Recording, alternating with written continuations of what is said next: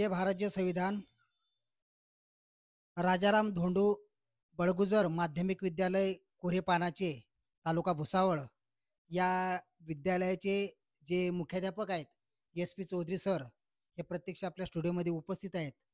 त्यांना राजाराम शेठ धोंडू शेठ बळगुजर या नावाने पुरस्कार मिळालेला आहे.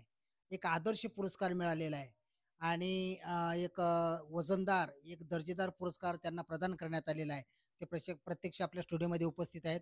अ, सर एक आपल्या टी-24 नॅशनल न्यूज आणि स्टार टीव्ही लाईव्ह न्यूजतर्फे आपलं हार्दिक अभिनंदन. सर आपल्याला एक दर्जेदार आणि एक वजनदार असा पुरस्कार प्रदान करण्यात आलेला आहे आणि त्याचा आम्हाला सार्थ अभिमान आहे. सर या पुरस्काराच्या निवडीच्या संदर्भामध्ये आपण काय सांगू शकाल सर? सर, मी 26 वर्षापासून म्हणजे 26 वर्ष उपशिक्षक म्हणून तिथे काम केलेलं आहे आणि 2018 जून 2018 पासून मला एच-एम म्हणून आमची जी ब्रँच आहे एरुंडोल तालुक्यामध्ये न्यू इंग्लिश स्कूल कढोलीला, तिथे माझी निवड झाली आणि तेथे मी कार्य करीत असताना शासनाचा जो उपक्रम होता, मुख्यमंत्री माझी शाळा सुंदर शाळा या उपक्रमाअंतर्गत मी आमची कढोली शाळा ही तालुक्यातून 3 नंबरला आणलेली आहे. आणि शालेय शिस्त, शालेय वातावरण 6 वर्षामध्ये मी केलेली कामगिरी, नंतर 10वीचा जो निकाल आहे, त्या निकालाचं मूल्यमापन आणि यावर्षी मी 1 मे पासून 1 मे 2024 पासून परत कुऱ्याला एच-एम म्हणून माझी बदली त्या ठिकाणी करण्यात आली आणि या 2 महिन्यातील माझ्या कामगिरीचं मूल्यांकन करून संस्थेने मला म्हणजे 11th अवरला माझं नाव त्या ठिकाणी डिक्लेअर केलं, की तुम्हाला सर आदर्श शिक्षक पुरस्कार देण्यात येत आहे. कोणतीही शिफारस नाही किंवा कोणताही अर्ज नाही. संस्थेला जसं वाटलं तर संस्थेने माझी निवड त्या ठिकाणी केली आणि मला आदर्श शिक्षक पुरस्कार आमचे संस्थेचे संस्थापक अध्यक्ष जे होते कैलासवासी दादासाहेब राजाराम धोंडू शेठ बडगुजार यांच्या नावाने मला तो पुरस्कार त्यांनी देऊन 5 सप्टेंबरला माझा गौरव केला. सर एक भारदस्त पुरस्कार आपल्याला प्रदान करण्यात आलेला आहे आणि विविध निकषांच्या आधारे आपल्या उल्लेखनीय कार्याची चाचपणी करून आपली निवड झाली असावी असं या ठिकाणी मी प्रकर्षाने नमूद करतो. चौधरी सर अजून एक आपण चांगल्या पद्धतीने आपल्या कालावधीमध्ये चांगल्या प्रकारे उत्कृष्ट असं कार्य केलेलं आहे. विद्यार्थ्यांचे काही विषय चांगल्या शिकवणीचे विषय मार्गी लावलेले आहेत आणि एक भारदस्त त्या माध्यमातून आपल्याला एक भारदस्त असा पुरस्कार प्रदान करण्यात आलेला आहे. तर या पुरस्काराच्या माध्यमातून आपण आपलं फ्युचरमध्ये भविष्यामध्ये आपलं व्हिजन काय राहणार आहे? माणूस काय राहणार आहे? काय सांगाल? आज रोजी जर पाहिलं सर, तर आमच्याकडे जवळ-जवळ 5वी ते 10वीचे जे वर्ग आहेत, त्या वर्गाची विद्यार्थी संख्या जर पाहिली, तरी जवळ-जवळ 875 एवढी संख्या आहे आमच्याकडे. मग 5 ते 10चं माध्यमिकचं शिक्षण झाल्यानंतर बरेचसे जे विद्यार्थी असतात, विद्यार्थ्यांच्या दृष्टीने जर बोलायचं झालं, तर विद्यार्थिनींना जर गाव सोडून दुसरं लांब जर जायचं असेल शिक्षणासाठी, तर काही अडचणी येत असतात. आपण आज रोजी समाजाची परिस्थिती पाहतो आहोत आणि याच्यामुळे काही विद्यार्थिनी शिक्षणापासून वंचित राहतात. म्हणून माझा असा मानस आहे, मी संस्थाचालकांना बोलून दाखवला, तर जे शिक्षण आहे, उच्च माध्यमिकचं जे शिक्षण आहे 11-12वीचे वर्ग जर आपण या ठिकाणी उघडले, तर आपल्या गावातील, आपल्या परिसरातील ज्या विद्यार्थिनी आहेत, अ, आर्थिकदृष्ट्या मागास जे विद्यार्थी असतात, यांना सुद्धा उच्च माध्यमिक शिक्षणाची सुविधा होईल आणि ते विद्यार्थी शिक्षण घेऊ शकतील. अशा पद्धतीची सुविधा आम्हाला संस्थेने उपलब्ध करून द्यावी, मी अशी मागणी संस्थाचालकांकडे केलेली आहे आणि त्यांनी त्या माझ्या मागणीला एक दुजोरा पण दिलेला आहे. सरांनी या ठिकाणी चांगल्या पद्धतीने त्यांच्या भावना या ठिकाणी प्रकट केलेल्या आहे आणि त्यांचा मानस या ठिकाणी व्यक्त केलेला आहे. सर एक भारदस्त एक दर्जेदार पुरस्कार आपल्याला प्रदान करण्यात आलेला आहे आणि त्याचा आम्हाला सार्थ अभिमान आहे आणि विद्यार्थी हा विद्येच्या सागरामध्ये पोहणारा राजहंस असतो. विद्यार्थी आणि शिक्षक यांचं अतूट असं नातं असतं. तर या भारदस्त पुरस्काराच्या माध्यमातून आपण समाजामध्ये मेसेज काय देऊ इच्छिता? संदेश काय देऊ इच्छिता? काय सांगाल? समाजाला असं सांगू इच्छितो, कारण शिक्षण ही काळाची गरज आहे.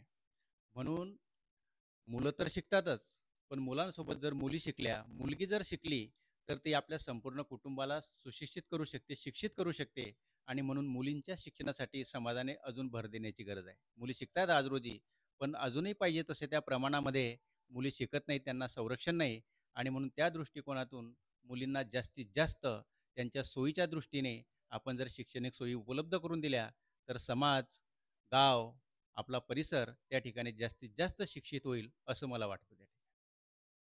तर education is the foundation of human life. शिक्षण हा मानवी जीवनाचा पाया आहे आणि डॉक्टर बाबासाहेब आंबेडकरांनी सांगितलं की टीच युनिटी अँड मेक स्ट्रगल. शिका, संघटित व्हा आणि संघर्ष करा. आणि डॉक्टर बाबासाहेब आंबेडकर शिक्षणाचं महत्त्व समजून सांगितलेलं आहे आणि ते शिक्षणावरती जास्त भर दिलेला आहे. तर आपण एक महत्त्वाचा एक प्रश्न अजून मी आपल्याला विचारू इच्छितो, की आर्थिक दुर्बल घटकांचे जे विद्यार्थी आहेत, आर्थिक दुर्बल घटकांचे मागासवर्गीय जे विद्यार्थी आहेत, त्या विद्यार्थ्यांच्या संदर्भात आपली भूमिका काय राहणार आहे? काय सांगाल सर? सर, मी आपल्याला सांगू इच्छितो, की जे मागासवर्गीय विद्यार्थी आहेत, आर्थिकदृष्ट्या मागास विद्यार्थी जे आहेत, त्यांना शिक्षणाची सुविधा उपलब्ध नसल्यामुळे असे बरेचसे विद्यार्थी आपण आज रोजी पाहतो आहोत, की ते शिक्षणापासून वंचित आहेत. ही आमच्या संस्थेने अशा गोष्टी ओळखल्या, जाणल्या आणि जवळ-जवळ 1960 पासून आमच्या संस्थेने महात्मा गांधी छात्रालय या मागासवर्गीय छात्रालयाची निर्मिती केलेली आहे आणि त्याच्या माध्यमातून जवळ छात्रालयामध्ये आज रोजी 120 विद्यार्थी त्या ठिकाणी शिक्षण घेत आहेत.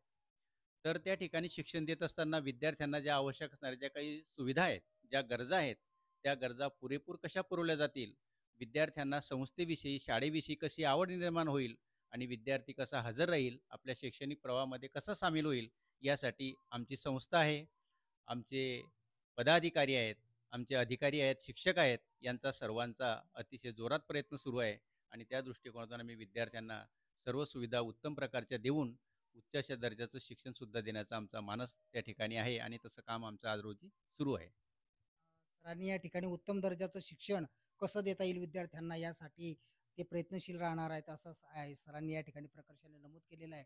सर, पुरस्कार एक भारदस्त पुरस्कार आपल्याला मिळालेला आहे आणि पुरस्कार हा प्रेरणा देणारा असतो, प्रेरणादायक पुरस्कार असतो.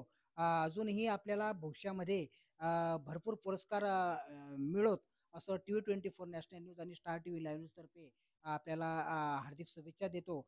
आणि एक महत्त्वाचं सर, हा जो भारदस्त पुरस्कार आपल्याला मिळालेला आहे आणि आपल्या विविध पैलूंची चाचपणी करून, आपल्या कार्याची चाचपणी करून हा आपल्याला या पुरस्काराने आपल्याला गौरवण्यात आलेला आहे आणि एक भारदस्त एक दर्जेदार पुरस्कार आपल्याला मिळालेला आहे. आणि आपण एक आपलं व्यक्तिमत्व एक सोज्वळ आणि मनमिळावू असं व्यक्तिमत्व आहे. तर या पुरस्काराच्या निवडीचं श्रेय आपण कोणाला देऊ इच्छिता सर? काय सांगाल? हे बघा सर, काम करीत असताना एक मुख्याध्यापक हा एक दिशा दाखवणारा असतो आणि प्रत्यक्ष काम हे आपल्या सहकाऱ्यांच्या माध्यमातून करून घ्यावं लागतं. म्हणून कोणता सहकारी कोणत्या अशा जे मला कामं असतात, ते कोणता सहकारी माझं उत्तम अशा प्रकारचं काम करू शकतो, याची निवड करून मी माझ्या शिक्षकांच्या माध्यमातून मी माझ्या दोघंही शाळांचे कामं आजपर्यंत करून घेतलेले आहेत आणि म्हणून माझ्या ह्या ज्या पुरस्काराचं श्रेय आहे, मी माझ्या शिक्षकांना देऊ इच्छितो आणि माझे मार्गदर्शक जे माझे संस्था चालक आहेत, त्यांना सुद्धा त्या ठिकाणी या पुरस्काराचं जे श्रेय आहे, हे श्रेय मी त्या ठिकाणी देत असतो. आणि पुरस्काराचं श्रेय त्यांनी स्वतः न घेता त्या पुरस्कार हा हा जो पुरस्कार आहे शिक्षक वृंद आणि सर्व टीम यांना समर्पित केलेला आहे. संस्था चालकांना समर्पित केलेला आहे आणि एक उदारमतवादी असं धोरण SP चौधरी सरांचं आहे आणि एक भारदस्त असं व्यक्तिमत्व आज आपल्या या ठिकाणी प्रत्यक्ष उपस्थित आहेत. आणि याही पुढे जाऊन सांगतो, की उडत्या पाखराला परतीची तमा नसावी, उडत्या पाखराला परतीची तमा नसावी, डोळ्यात नेहमी नवी दिशा असावी. उडत्या पाखराला परतीची तमा नसावी, डोळ्यात नेहमी नवी दिशा असावी. घरट्याचे काय बांधता येईल केव्हाही, पण आकाशी झेप घेण्याची जिद्द मात्र मनात असावी. अशी उंच भरारी आमचे SP चौधरी सरांनी मारलेली आहे. यशाचं गौरीशंकर गाठलेलं आहे. आपल्या TV 24 नॅशनल न्यूज आणि स्टार TV लाईव्ह न्यूजतर्फे आपल्या पुढील भावी वाटचालीस त्यांच्या पुढील भावी वाटचालीस हार्दिक शुभेच्छा. Jogilal Surwade, TV 24 national news, star TV live news, chief editor.